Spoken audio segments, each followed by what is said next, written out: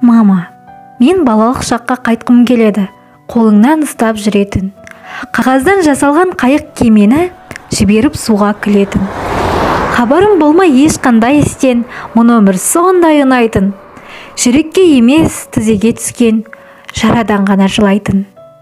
Тағдырың жайлы білмей түңілмей көбелек қуып ойнаған, түндерде ешбір ойға берілмей ұйқыға тыныш бойлаған. Жаныңа жақын адамдарыңды жоғалтамын деп қорықпас, сатқындық болып әрбір қадамы жалғыздық тойлап торықпас.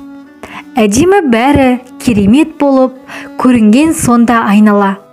Махаббат, достық гүлдері толып тұратын барсаң қайда да. Ал енді қазір бәрі басқаша, күлгеннен көпті жылауым. Бала кездегі тасқа сүрініп, арман боп қалды құлауым. Жанымның мынау түгі қалмады, ит тағдыр кетті тістелеп. Тілеймін кейде жүрекке түскен, жара тізеге түссе деп. Ақ қағаз бенен қара қаламды еріксіз мұңға батырам.